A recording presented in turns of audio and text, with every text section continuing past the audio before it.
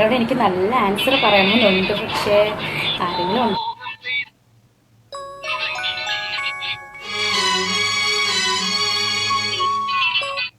സൂര്യകണം കവിളു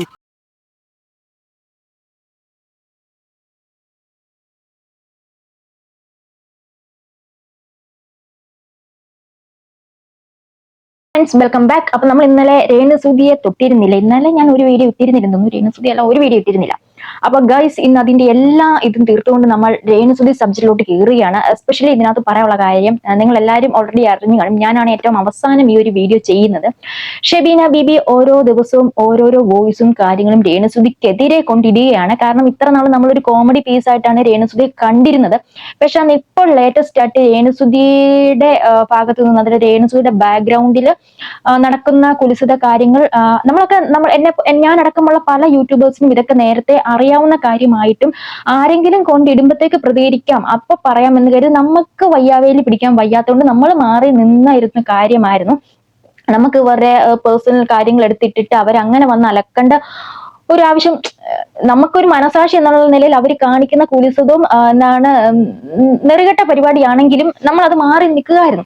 അപ്പോഴാണ് ഷെബീന ബീബി ഓരോ ദിവസം ഇതുപോലെ ഓരോരോ കോണ്ടന്റുകൾ കൊണ്ടിടുമ്പോഴത്തേക്ക് നമ്മൾ അത് വെച്ച് പറയേണ്ട അത്യാവശ്യമാണ്. അപ്പൊ അതുപോലെ ഒരു സംഭവമാണ് കഴിഞ്ഞ ദിവസം ഷെബീന ബീബിയുടെ ചാനലിലൂടെ വന്ന ഒരു ചാറ്റ്.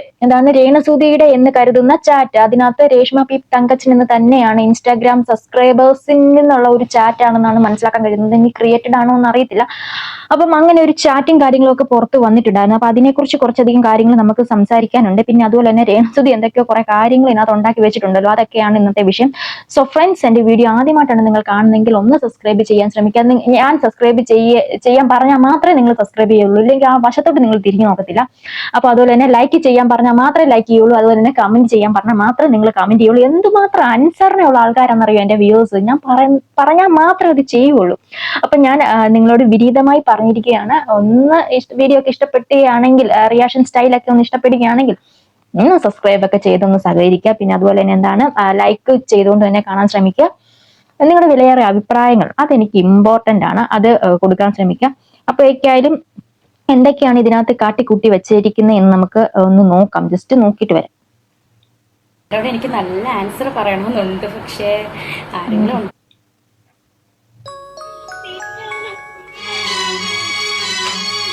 സ്റ്റോറി ഇട്ടിട്ടുണ്ട്. ഇന്നത്തെ പാട്ടൊക്കെ പറഞ്ഞ സ്റ്റോറി ഒക്കെയാണ് ആശ ഇട്ടേക്കുന്നത്. കൊള്ളാം, പോട്ടെ.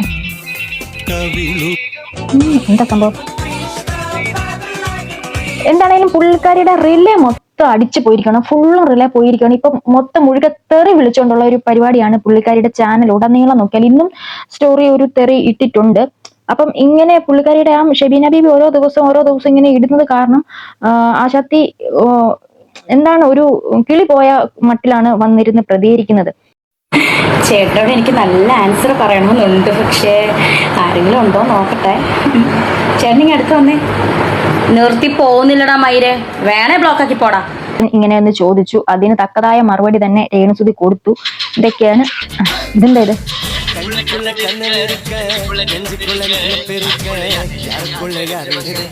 ഓക്കെ, മതി, നമുക്ക് കോപ്പി സ്ട്രൈക്ക് ചെയ്തു. ഓക്കെ, തുള്ളാട്ടൊക്കെ അത് നമ്മൾ കണ്ടതാണല്ലേ. നമ്മൾ കേൾക്കാതിരിക്കാൻ പറ്റില്ല.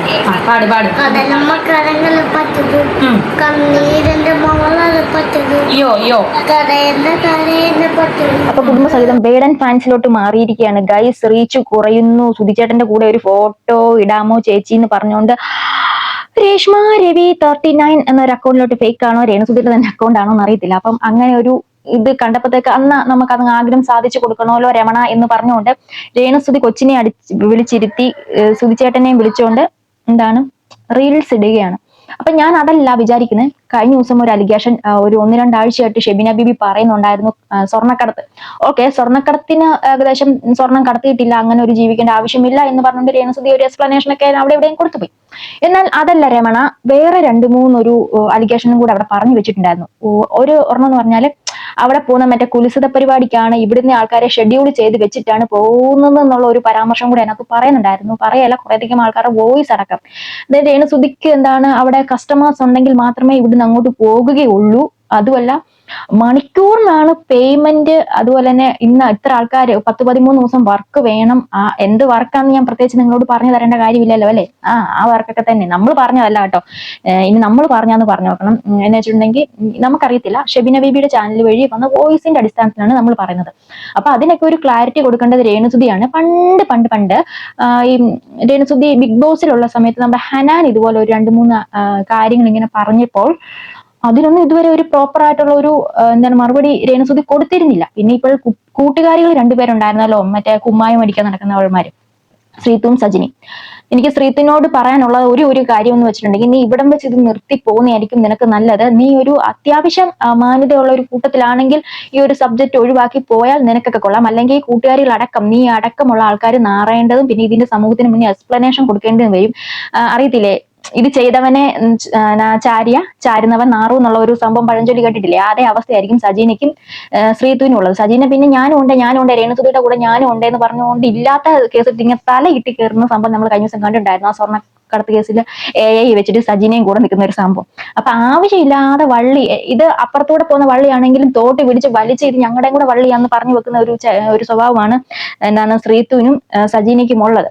അപ്പം അതൊക്കെ ഒന്ന് ശ്രദ്ധിക്കുക. പിന്നെ നമുക്കറിയത്തില്ല ഇവരുടെ കൂട്ടും കാര്യങ്ങളും ടാഗും എങ്ങനെയൊക്കെയാന്ന് നമുക്കറിയത്തില്ല. അപ്പൊ അത് എന്തെങ്കിലും ഒക്കെ ആകട്ടെ. അപ്പം അങ്ങനെ ഒരു കാര്യങ്ങൾക്കൊന്നും മറുപടി കൊടുക്കാതെ, വലിയ അലിഗേഷൻ ഒന്നും മറുപടി കൊടുക്കാതെ രേണുസുതി എന്തിനാണ് ഇപ്പം ഈ ഓരോ ചെറിയ പട്ടി പൂച്ച എന്നൊക്കെ വിളിച്ച് ചെറിയ കാര്യങ്ങൾക്ക് വന്നിരുന്ന് ഈ മറുപടി കൊടുക്കുന്നത് എന്താണെന്ന് നമുക്കത് മനസ്സിലാകുന്നില്ല. എനിക്കത് ഇന്നും പുള്ളിക്കാരി ഈ തെറിക്ക് മറുപടിയുമായിട്ട് വന്നിട്ടുണ്ടായിരുന്നു. അത് കണ്ടപ്പോൾ വേറൊരു കാട്ട് മൊണ്ണ ഉണ്ടായിരുന്നു. ഒരു മൊണ്ണ എന്തിനാന്ന് അറിയത്തില്ല. ഇവന് ബിഗ് ബോസിൽ കയറാനാന്ന് തോന്നി. എനിക്ക് ഇവനെ കാണുമ്പോൾ ചൊറിഞ്ഞു കയറും. കാരണം എനിക്കൊരു അബദ്ധം പറ്റിയത്, ഞാൻ ഇങ്ങനെ ഫുഡ് ഓർഡർ ചെയ്തിട്ട് നമ്മളിങ്ങനെ പുറത്ത് പോയി റെസ്റ്റോറന്റിൽ പോയി വെയിറ്റ് ചെയ്യായിരുന്നു. അപ്പൊ ഞാൻ സമയം പോകാൻ വേണ്ടി ഇൻസ്റ്റ സ്ക്രോൾ ചെയ്തേക്ക് ഇവന്റെയൊക്കെ നമ്മൾ ഈ റിയാക്ഷൻ വീഡിയോ ചെയ്യുന്നതുകൊണ്ട് ഈ മാതിരി വീഡിയോസ് നമ്മുടെ ഫീൽഡിലോട്ട് വരും. അപ്പൊ ഈ സ്ക്രോൾ ചെയ്ത് പോകുന്ന സമയത്ത് എന്റെ പൊന്നെ ഇവമാരുടെ ഏതോ ഒരു പെണ്ണുമ്പിള്ളെ അലക്കി തേച്ച് കുളിപ്പിച്ചെടുത്തോണ്ട് വന്നിട്ട് കാണിക്കുന്ന കാട്ട് പരിപാടി എന്റെ ഫീൽഡിലോട്ട് വന്ന് എന്റെ പൊന്നെ, എന്റെ അപ്പത്തേക്ക് എന്റെ പുറയിലിരുന്ന് ഏതോ ഒരു നല്ലൊരു വ്യക്തിയായിരുന്നു. അത് കാണേണ്ട ഗതികേട് ഞാൻ നാണം കെട്ടത് ഒരുപോലെയായിരുന്നു. അന്ന് മുതൽ ഇവനെ ഞാൻ നോട്ട വിട്ട് വെച്ചിരുന്നു. ഇവന് വന്നിട്ട് കുറച്ച് കാര്യങ്ങൾ പറയുന്നുണ്ട്. തുപ്പല് കേട്ടോട്ട് ഇവനൊന്ന് അടിച്ചു വന്നിട്ട് കുളിച്ചുകൂടെ ചെങ്ങായി നിനക്ക്? കാണിക്കുന്നു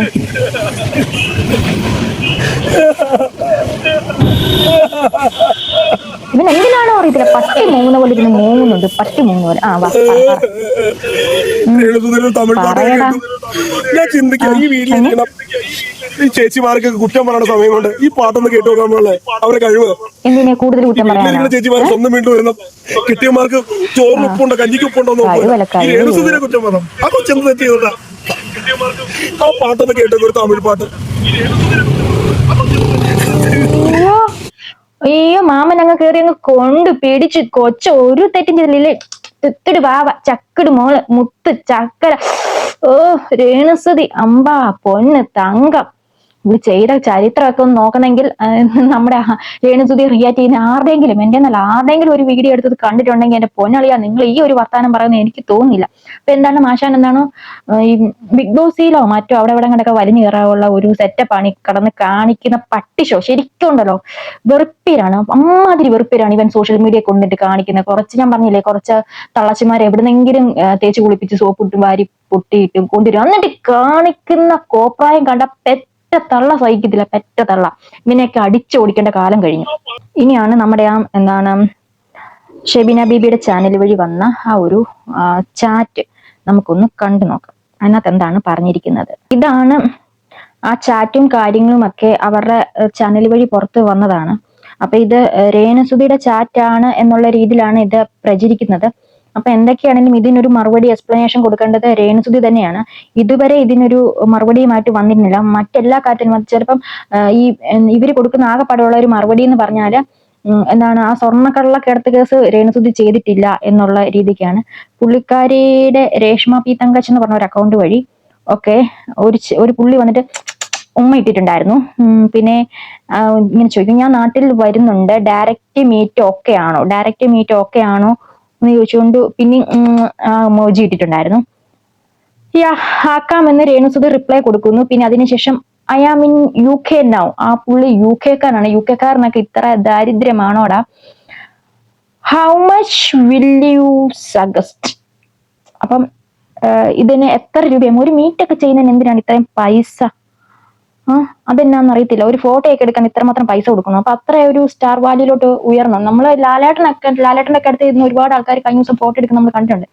ലാലേട്ടൻ ഒന്നും ഇങ്ങനെ പൈസ വാങ്ങുന്നതായിട്ട് എനിക്ക് അറിവുള്ളതില്ല കേട്ടോ. അപ്പൊ അതിനേക്കാളും വലിയൊരു രീതിയിലാണ് ഇപ്പൊ രേണുസുതി ഇത് വാങ്ങുന്നത്. അപ്പത്തേക്ക് കരീഷ്മയോട് ചോദിക്കുക, മാനേജറുമായിട്ട് കോണ്ടാക്ട് ചെയ്യുക എന്നൊരു മറുപടിയാണ് രേണുസുതിയിൽ നിന്ന് വന്നത്. അപ്പം അത് ഏതുതരം മീറ്റ് ആണെന്ന് ഞാൻ പറഞ്ഞു തരേണ്ടതില്ലല്ലോ അല്ലെ, നിങ്ങൾക്ക് അത് ഊഹിച്ചാൽ മനസ്സിലാവും. അപ്പം അത്രയും തരം താന്നോ? ഇപ്പം ഹനാനൊക്കെ പറഞ്ഞ ഒരു വിഷയമൊക്കെ ആയിട്ട് വെച്ച് നോക്കുമ്പോഴത്തേക്ക് ഇതൊക്കെ ഒരു നിസ്സാരം. അപ്പൊ അതൊക്കെ വളരെ ശരിയാണെന്നുള്ള തരത്തിലുള്ള ഒരു ബിലോങ്സ് ടു അല്ലെ, ആ ഒരു രീതിയിലോട്ടാണ് കാര്യങ്ങൾ കൊണ്ടെത്തിക്കുന്നത്. അപ്പൊ എന്തൊക്കെയായാലും നന്നായിട്ട് നോക്കിയും കണ്ടുമൊക്കെ ഇനി ജീവിക്കാന്ന് പറയണ്ടല്ലോ. രേണുസുതി എന്ന് പറഞ്ഞ ഒരു സംഭവമേ തീർന്നു. പുള്ളിക്കാരി ചെന്ന് പെട്ടുകൊടുത്തത് അത്ര വളരെ വലിയ ഒരു ഊരാക്കുടുക്കിലാണ്. നമ്മളെപ്പോലെ ഒരാൾക്കൊന്നും അവരെ ഉപദേശിച്ചോ അല്ലെങ്കിൽ 2-3 വീഡിയോ ഇട്ടിട്ട് ഒന്നും നന്നാക്കാൻ പറ്റത്തില്ല. അതുപോലത്തെ ഒരു കുഴിയിൽ ചെന്ന് ചാടിക്കൊടുത്തിട്ടുണ്ട്. അപ്പൊ കരീഷ്മയുടെ മാനേജർ കരീഷ്മ എന്ന് പറയുന്നത് ഒരുപാട് ഇതുപോലത്തെ കുലിസിതങ്ങൾ ചെയ്ത് നടക്കുന്നവരുടെ മാത്രം ഒരു മാനേജറാണ്. അത് എന്തുതരം മാനേജറാണെന്ന് എനിക്ക് അറിയത്തില്ല. അതാണ് രേണുസുതിയുടെ മാനേജറാണ്. എന്താണ് ശ്രീലക്ഷ്മിയുടെ മാനേജർ കരീഷ്മ എന്ന് പറഞ്ഞു, കരീഷ്മയുടെ മാനേജർ ശ്രീലക്ഷ്മിയാണെന്ന് പറയുന്നു. പിന്നെ അതുപോലെ തന്നെ എന്താണ് കുണ്ടൻ ജാസിയുടെ മാനേജറാണ്. അപ്പം അങ്ങനെ കുറെ നടക്കുന്ന കുറച്ചധികം ഈ കുടിസമായിട്ട് നടക്കുന്ന ആൾക്കാരൊക്കെ മാനേജറാണ്. അവിടെ എന്തൊരു ബിസിനസ് ആണ് നടക്കുന്നതെന്ന് അറിയത്തില്ല. എല്ലാം കേസും കാര്യങ്ങളൊക്കെ കൊടുത്തിട്ടുണ്ട്. അപ്പൊ അതിന്റെ വഴിക്ക് നടക്കട്ടെ എന്ന് തന്നെയാണ് നമുക്ക് ഇപ്പോഴും പറയാനുള്ളത്. അപ്പൊ ഗൈസ് ഇതൊക്കെ കേട്ട് നിങ്ങൾക്ക് എന്താണ് തോന്നുന്നത്? ഞാനിപ്പോ വളരെ സൈലന്റ് ആയിട്ട് ഇരിക്കുകയാണ്. കാര്യങ്ങളെല്ലാം അറിഞ്ഞിട്ട് നമ്മൾ മരവിച്ചുള്ള ഒരു അവസ്ഥയിലാണ്. ഇത്രയും പോകുന്ന ഒരു 10-35 കിലോ ഉള്ള ഈ പെണ്ണിന് ഇത്രയൊക്കെ ചെയ്യാനുള്ള തന്റെ എവിടുന്ന് കിട്ടിയെന്നാണ്. ഇതൊന്നും അല്ല ഗൈസ്, നിങ്ങൾ അറിഞ്ഞാൽ ഞെട്ടിത്തരിക്കുന്ന സംഭവങ്ങളാണ് അറിഞ്ഞിരിക്കുന്നത്. ഇതൊന്നും അല്ല, ഇനിയും കാര്യങ്ങൾ പൊട്ടാൻ കിടക്കുന്നേ ഉള്ളൂ. മേ ബി പൊട്ടുമായിരിക്കും. ചിലപ്പം വീഡിയോസും കാര്യങ്ങളൊക്കെ വരുമായിരിക്കും. ഞാൻ അടക്കമുള്ള യൂട്യൂബേഴ്സിന്റെ എല്ലാം ഒട്ടുമിക്കവരുടെ കയ്യിലും കിട്ടിയിരിക്കുന്ന ഒരു സംഭവം തെളിവും എവിഡൻസ് ഒക്കെയാണ്. അതുകൊണ്ട് വലിയ ഷോക്കൊന്നും ഇല്ല. ചിലപ്പോൾ കേൾക്കുന്നത് നിങ്ങൾക്ക് എന്തെങ്കിലുമൊക്കെ ഷോക്ക് ഉണ്ടായിരിക്കും. അപ്പൊ നമ്മുടെ കയ്യിൽ ഇരിക്കുന്നത് നമ്മൾ പുറത്തു വിടത്തില്ല. പിന്നെ കൂട്ടുകാരികൾ ഇതുപോലെ ശ്രദ്ധിക്കുക, അല്ലെങ്കിൽ നാളെ നാറേണ്ടി വരും. കുടുംബാർക്കും പെമ്പിള്ളാരൊക്കെ ഉള്ളതല്ലേ, മക്കളൊക്കെ പെമ്പിള്ളാരൊക്കെ ഉള്ളതല്ലേ ഒട്ടുമിക്കവർക്കും. അപ്പൊ ഇതൊക്കെയാണ് വിഷയങ്ങൾ. അപ്പം നിങ്ങൾക്ക് എന്താണ് തോന്നിയെന്ന് വെച്ചാൽ തീർച്ചയായിട്ടും കമന്റ് ചെയ്യുക. അടുത്തൊരു വീഡിയോ വീണ്ടും കാണുന്നവരെ ശ്രദ്ധിക്കുക. ബൈ.